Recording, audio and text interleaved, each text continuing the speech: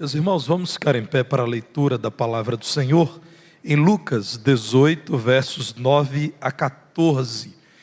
Estamos nos domingos à noite, a não ser que haja algum impedimento, estudando as parábolas do Senhor Jesus, sendo alimentados pelas histórias que Jesus compartilhou com aqueles que o ouviam, e essas histórias trazem grandes aplicações para a vida espiritual. Cremos que você precisa ouvir e precisa ser confrontado e precisa ser alimentado e precisa ser tocado pelas palavras do Senhor Jesus. Essa parábola, Lucas capítulo 18, a partir do verso 9, é conhecida como a parábola do fariseu e o publicano. E aquilo que os irmãos do coro Caris acabaram de cantar tem grande relação com aquilo que essa parábola nos diz. Então nós passaremos a leitura, e eu peço a você que durante a exposição mantenha a sua Bíblia aberta e ore ao Senhor por mim, porque eu estou lidando com as crises da alergia, com a tosse, por isso estou usando máscara inclusive. E nesse tempo seco, irmãos, de grandes variações da temperatura, tem sido para mim um desafio administrar também a voz. Diz assim a palavra do Senhor: propôs também esta parábola a alguns que confiavam em si mesmos, por se considerarem justos, e desprezavam os outros. 2 homens subiram ao templo com o propósito de orar, um fariseu e o outro publicano. O fariseu, posto em pé, orava de si para si mesmo desta forma: ó Deus, graças te dou, porque não sou como os demais homens, roubadores, injustos e adúlteros, nem ainda como este publicano. Jejuo 2 vezes por semana e dou o dízimo de tudo quanto ganho. O publicano, estando em pé longe, não ousava nem ainda levantar os olhos ao céu, mas batia no peito, dizendo: ó Deus, sê propício a mim, pecador. Digo-vos que este desceu justificado para a sua casa, e não aquele, porque todo o que se exalta será humilhado, mas o que se humilha será exaltado. Deus nos conceda a graça de, iluminados pelo seu Espírito, compreendermos profundamente a sua palavra. Podem assentar, irmãos.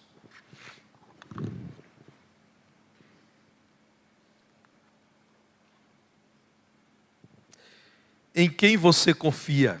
A meu ver, essa é a grande pergunta que o Senhor Jesus Cristo nos faz com esta parábola. Irmãos, Jesus está falando de oração. O texto anterior, iniciado no verso 1, é acerca da oração. É uma parábola que já estudamos aqui, a do juiz iníquo, e que é iniciada no versículo 1 da seguinte forma: Jesus disse-lhes uma parábola sobre o dever de orar sempre e nunca esmorecer. O texto posterior à parábola que li aqui, do fariseu e do publicano, também nos fala sobre oração. Se a primeira diz que devemos perseverar em oração, a segunda diz que ninguém deve ser excluído das nossas orações. Diz o versículo 15 de Lucas 18, que crianças eram repreendidas pelos discípulos. Mas Jesus, meus irmãos, chamando-as para si, disse: delas é o reino dos céus. E o texto complementar a esse diz que Jesus orou pelas crianças. É nesse contexto, irmãos, que a cena do fariseu e do publicano é apresentada. Aqui mais uma vez Jesus está falando de postura na oração, o que compreendemos por oração, como devemos nos apresentar diante de Deus em oração e expectativas que devemos ter enquanto oramos. Quem ouvia Jesus? Fariseus. Irmãos, fariseus naqueles dias eram muito respeitados, e nem eles, fariseus, nem aqueles que não eram fariseus tinham a percepção que Jesus trouxe, de que os fariseus muitas vezes agiam como religiosos hipócritas. Os fariseus conheciam a lei de Deus, estudavam, compartilhavam e até se esforçavam, certamente muitos com sinceridade, para fazerem mais do que aquilo que a lei pede. Jesus disse que um homem fariseu decidiu que jejuaria 2 dias por semana. Na verdade, a lei diz aos judeus que eles devem ter um dia anual de jejum. Aqui nós encontramos então algo inovador.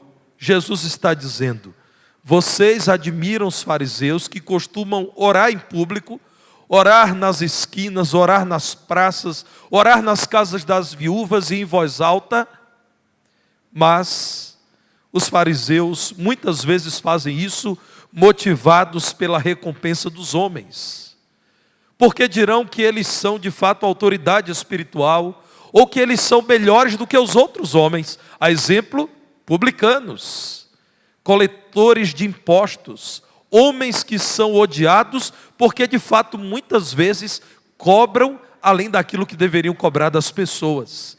Jesus então fala para uma audiência de fariseus. Olhem, irmãos, para o versículo 9, quando é dito que Jesus propôs esta parábola a alguns que confiavam em si mesmos, porque se considerarem ou por se considerarem justos e porque desprezavam os outros. Jesus fala para fariseus, a descrição era de fariseus, consideram-se justos porque consideram que observam toda a lei, acreditam que os seus esforços são os melhores e que estão muito acima dos demais desprezíveis homens no que diz respeito à comunhão com Deus e à aprovação com Deus. Irmãos, é para essa audiência que Jesus apresenta uma parábola mencionando 2 atitudes diante de Deus, 2 modelos de oração, 2 caminhos. Creio que eu e você nos perceberemos em um desses 2 homens, em uma dessas 2 personagens, em um desses 2 caminhos, em uma dessas 2 opções.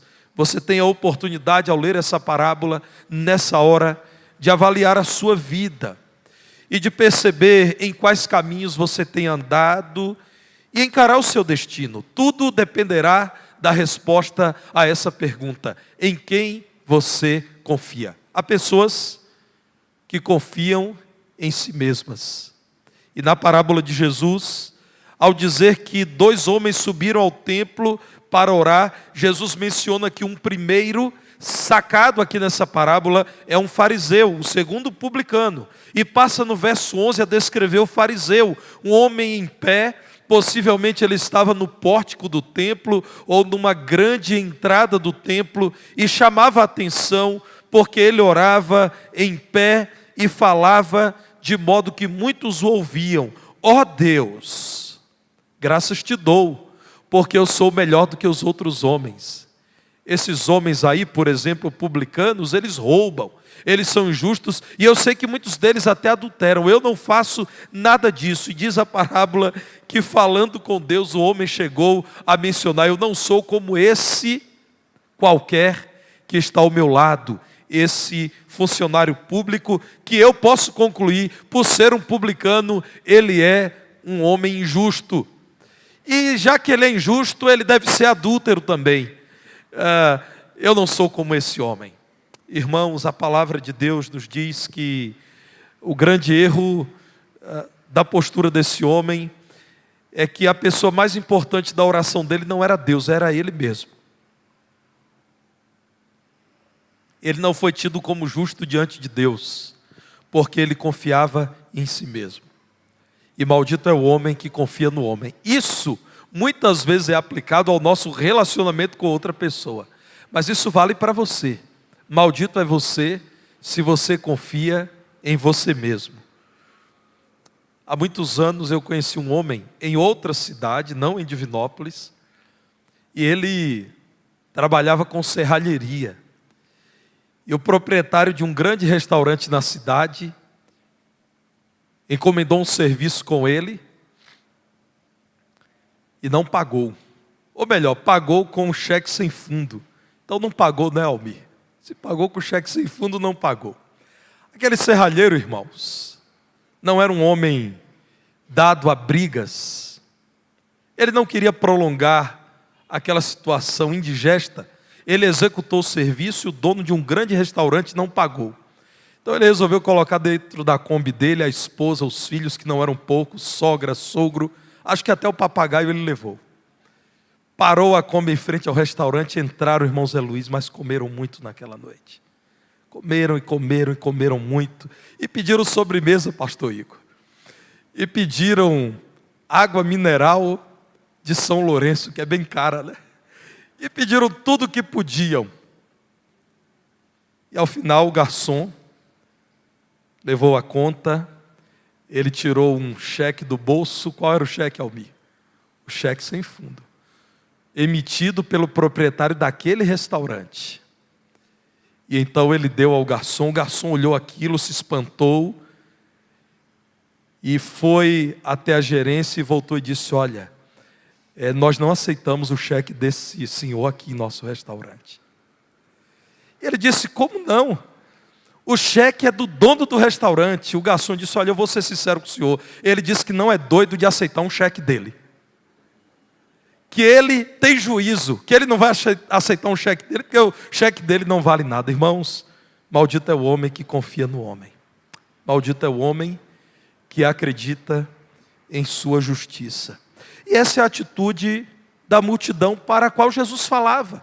Muitas vezes é a atitude da maioria. Irmãos, sejamos honestos. Eu estou falando na primeira pessoa do plural, eu estou me incluindo. Nós temos ou não temos a tendência a acreditar que somos bons e a nos compararmos a outros que nem sempre conhecemos profundamente e dizer: eu não sou como estes. Meus irmãos, segundo a palavra de Deus, alguns homens que pegaram em pedras para apedrejar uma mulher acusada de adultério, eram eles homens que também cometiam esse pecado terrível. Esse caminho, irmãos, o caminho de quem confia em si mesmo é o caminho da perdição. Observem o que nos diz o Salmo 146, e eu quero destacar os versos 3 e 4. Salmo 146, o verso 3. Veja o que diz a palavra do Senhor. Não confieis em príncipes, nem nos filhos dos homens, em quem não há salvação. Sai-lhes o espírito, e eles tornam ao pó. Nesse mesmo dia, perecem todos os seus desígnios.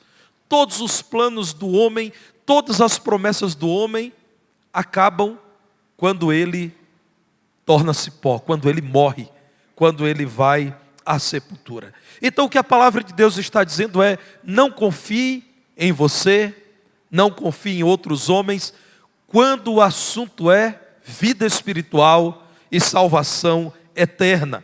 É preciso que você se avalie, e se você age como esse fariseu, que você decida diante de Deus abandonar a autoconfiança. É preciso abandonar o amor a si mesmo, aos seus próprios recursos. É preciso abandonar a falsa religiosidade. O que Jesus nos diz sobre oração em Mateus 6,5 confronta a figura da parábola. Quando orardes, não sereis como os hipócritas. Como são caracterizados, segundo o Senhor Jesus, os hipócritas da religião? Eles gostam de orar em pé nas sinagogas. Talvez eles não amem o Senhor e por isso eles não oram no secreto do quarto. Eles oram porque eles querem ser notados na reunião de gente igualmente religiosa, nas sinagogas. Eles oram nos cantos das praças, e os irmãos sabem. Desde a antiguidade as praças são espaços de convivência. Praças são lugares em que há muita gente chegando e saindo, muita gente transitando. Hipócritas são aqueles que oram em pé nas sinagogas e nos cantos das praças para serem vistos dos homens. E aqui Jesus sentencia, irmãos: em verdade vos digo que eles já receberam a recompensa. Eles queriam ser notados, eles queriam ser destacados pelos homens, eles queriam ser respeitados por sua atitude religiosa, então eles já receberam a recompensa. A parábola nos pergunta, irmãos, se nós não temos vivido de algum modo como este fariseu que confiava em si mesmo. Em quem você confia? Há muitos e muitos anos, em outra cidade também, eu era professor, e talvez muitos não saibam disso, eu fui funcionário público e quando eu fiz concurso não havia vaga para a cidade em que eu morava. Então eu fiz para a cidade vizinha, fui aprovado, então eu decidi que sozinho iria para aquela cidade, voltaria em ônibus. Eu tenho facilidade em dormir, ônibus desses intermunicipais, então normalmente são mais confortáveis. E meus irmãos, eu ouvi muitas coisas nos ônibus que eu não esqueço. Uma delas, estávamos nessa pequena cidade, já todos dentro do ônibus, quando era um dia de feira, quando vimos uma agitação incomum. E muita gente correndo e um homem corria de todo mundo. E então alguém disse, aquele homem roubou uma senhora na feira. E todos estão correndo em busca dele, porque vão pegar e entregar à polícia esse bandido. E aí começaram a soltar a ficha corrida dele no ônibus, né? Bandido, miserável, e desonesto, e jovem poderia trabalhar, e decidiu roubar uma senhora, esse infame, e depois eu não vou dizer o que mais os baianos daquele ônibus estavam dizendo. Então, meus irmãos, eu vou dizer porque eu sou baiano e eu fico com receio de dizer algo que seja inconveniente. E então, irmãos, um senhor no ônibus roubou a cena quando ele começou a dizer, realmente eu não entendo isso. Como um homem jovem precisa roubar a bolsa de uma senhora?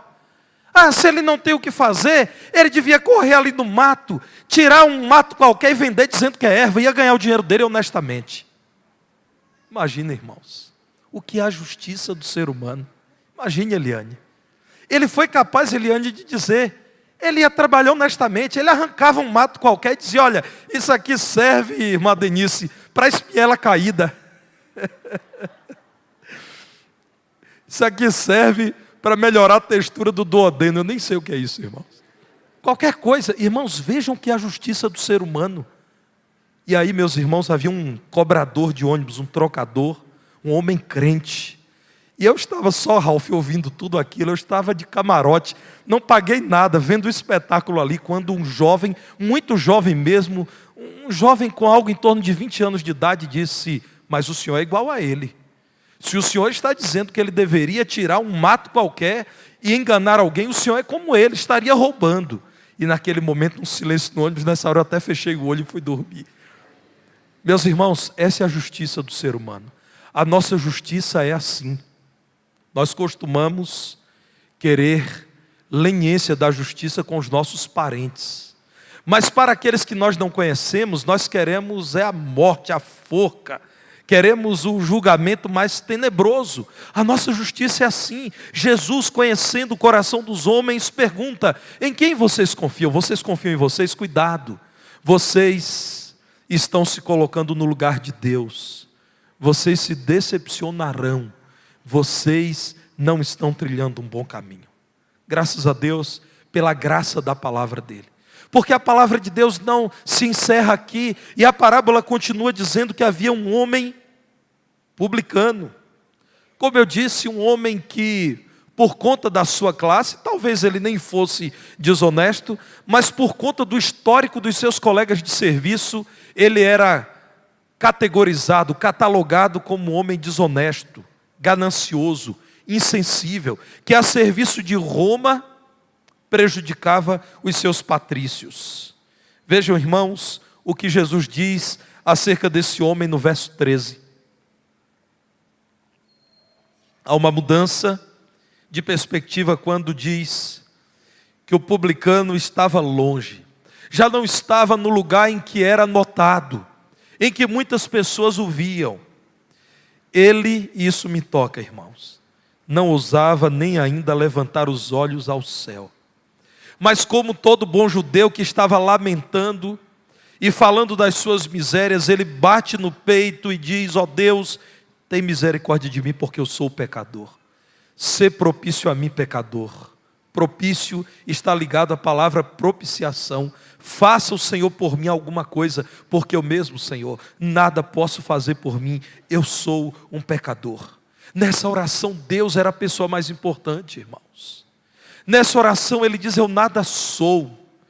Eu conheço algo da tua palavra, mas eu a desobedeço. Eu sei que o Senhor existe, mas muitas vezes eu vivo como se o Senhor não existisse.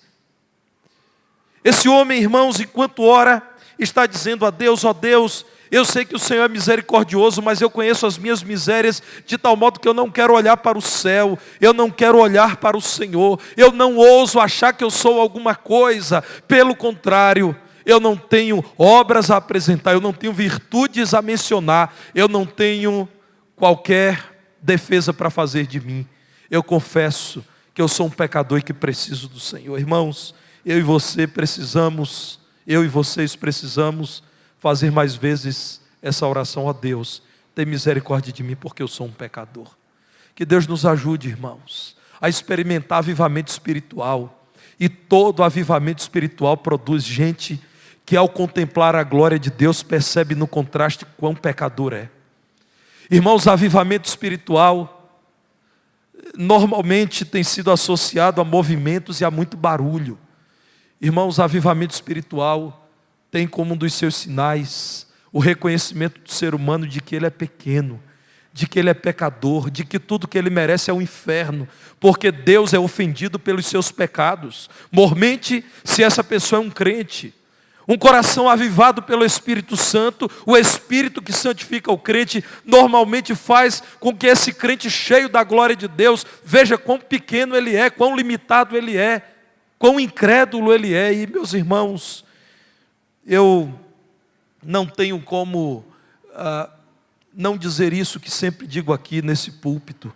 Irmãos, quando eu penso em mim, criado no Evangelho, toda uma vida na igreja, eu lamento, irmãos, como eu ainda peco contra o Senhor. Isso me faz depender do Senhor, mas isso me leva, irmãos, a buscar em Deus poder e fortalecimento. Como alguém que já leu a palavra de Deus por completo algumas vezes, que tem sido abençoado em meio à igreja de Cristo por toda uma vida, ainda peca. Irmãos, eu não encontro outro caminho senão chegar diante de Deus muito humildemente e dizer: Senhor, eu nada sou, eu nada tenho. Como diz a tua palavra, as minhas justiças são trapos de imundície. Você sabe o que são trapos de imundície? Quando o profeta diz isso, ele está dizendo: a minha justiça tem o mesmo valor que os panos que uma mulher utiliza no período menstrual. É isso que o profeta está dizendo. Diante de um Deus santo, tudo que eu considere atraente, tudo que eu considere que eu fiz muito bem feito é pouco. E, meus irmãos, isso vale para indivíduos e para igrejas. Quando um indivíduo se considera excepcionalmente espiritual, acima da média, a ponto de diminuir os seus irmãos e de dizer a Deus que Deus deveria louvá-lo por tudo que ele é, ele está a ponto de ser repreendido por Deus, como Jesus repreendeu os fariseus. Quando uma igreja local louva as suas virtudes e acredita ser imperfeita, quando uma denominação evangélica considera-se melhor do que todas as outras, impecável, Deus tem os seus meios para disciplinar, para devolver uma pessoa, uma igreja, uma denominação ao seu lugar. A soberba precisa ser tratada com a humilhação. Esse é o modo de Deus tratar. Deus sabe, irmãos, que nós somos muito bons em pecar. Então, quando Ele percebe que nós estamos, tal como Satanás, crescendo, querendo tomar o lugar de Deus, porque Ele nos ama e sabe que essa escolha é terrível e nos destrói, Ele costuma nos humilhar. Digo-vos, diz o verso 14, que desceu como um justo diante de Deus, como alguém que foi perdoado em sua confissão e aceito por Deus, foi justificado para a sua casa este homem, o pecador, confesso, publicano. Não aquele fariseu, porque todo que se exalta será humilhado, mas o que se humilha será exaltado. Deus humilha, irmãos, porque Ele quer nos livrar dessa condição terrível, que é acharmos que somos melhores do que aquilo que somos, de começarmos a depender de nós mesmos, de começarmos a confiar em nossa história de vida, em nossos esforços, em nossas convicções, em nossa capacidade de elaborar um conjunto de doutrinas. Neste caminho, o caminho de quem confia em Deus, as ações e as ideias são defendidas em dissonância com a massa. Normalmente, irmãos, é preciso muito mais convicção e perseverança para quem diz a todo mundo: não, eu sou pecador. Você percebe que todos nós, quando estamos junto com a igreja, precisamos escolher as palavras para dizer eu sou pecador, e alguns irmãos até se espantam: o pastor está dizendo que é isso. Meu irmão, eu não sou capaz de te dizer quão pecador eu sou. Só Deus que é santo é capaz de dizer isso. Saiba você, eu estou dizendo em alto e bom som, eu sou um homem pecador, desesperadamente necessitado do poder do Espírito Santo para continuar rejeitando o pecado, continuar amando o Senhor Jesus Cristo, continuar desejando uma vida com Deus e continuar rejeitando o pecado. Tirem o Espírito Santo da minha vida e é impossível, irmãos, existir qualquer iniciativa em conformidade com a vontade de Deus. Aliás, você que chega aqui nessa igreja e vê pessoas cantando tão bem e outros tão bem vestidos, e realmente eles estão muito bem vestidos, né, irmãos? Esses pastores aqui são muito elegantes, e você olha tudo aqui muito bem ornamentado, e talvez você pense: eu não sou bom o suficiente para estar aqui. Tire Jesus desse lugar, você não suporta ficar aqui por um segundo, você não me ouvirá, nem aqueles que cantaram. Meus irmãos, precisamos confiar em Deus. A pergunta de Jesus é: vocês ainda confiam em si mesmos ou confiam em Deus? E por confiarem nele, dele receberão esperança eterna de salvação. Voltem para o salmo que lemos agora há pouco, o Salmo 146, nos versos 5 e 6, a palavra do Senhor diz: bem-aventurado aquele que tem o Deus de Jacó por seu auxílio, cuja esperança está no Senhor seu Deus. O versículo 3 tinha dito: não confiem em homens. Agora diz: é feliz, é abençoado, é bem-aventurado aquele que teme o Deus de Jacó. Verso 6, aquele que fez os céus e a terra, o mar e tudo o que neles há, e mantém para sempre a sua fidelidade. Se você confia em Deus, você tem sido aprovado por Deus. Se você confia nele para que te perdoe, te aceite e te conduza à vida eterna com ele, então eu quero te dizer que, segundo a palavra de Deus, você é bem-aventurado. Confie nele para que você viva de modo santo e cheio de amor pelo Senhor. Eu quero levá-lo agora a João capítulo 11, no evento da ressurreição de Lázaro, quando nos versos 25 e 26 o Senhor Jesus Cristo diz: eu sou a ressurreição e a vida, quem crê em mim, ainda que morra, viverá. Verso 26, e todo que vive e crê em mim, não morrerá eternamente. Creis disto? A pergunta é: vocês confiam em quem? Em vocês? Vocês confiam nas boas obras de vocês? Vocês confiam na moral de vocês? Vocês confiam na tradição religiosa de vocês? Em resumo, vocês confiam no homem falho, pecador como é? Ou vocês, reconhecendo o pecado de vocês, se lançam ao Deus Santo e nele confiam? Certo homem cristão estava numa embarcação que naufragou, e ele conseguiu chegar a uma ilha, uma pequena ilha, e juntou alguns enlatados que caíram daquela embarcação, e alguns pedaços do casco, e algum remédio que ele tinha com ele, e passou a viver naquele lugar. E ele era um homem crente, ele orou ao Senhor dizendo: Senhor, me ajude a viver aqui nesse lugar. E ele construiu uma cabana, e ali colocou o pouco de comida que tinha, e um pouco de remédio, e alguns panos. E todo dia, quando ele saía para caçar pela manhã, ou para pescar, ele orava e dizia: Senhor, guarda a minha casa, guarda essa cabana que é a minha casa, me livra do mal e me permita alcançar hoje o pão de cada dia, até quando o Senhor me quiser vivendo nesse lugar. E naquele dia choveu e houve raios, e ao fim da tarde, quando ele estava chegando ao lugar, ele viu que a sua cabana havia sido incendiada, muito provavelmente por conta de raios, e ela estava pegando fogo. E à medida que ele se aproximava da sua cabana, ele dizia ao Senhor: por que, Senhor, isso aconteceu comigo? Por que o Senhor esqueceu de mim? Porque o Senhor, sabendo que eu te pedi tanto para guardar a minha casa, a minha choupana, o meu casebre, o Senhor fez isso comigo.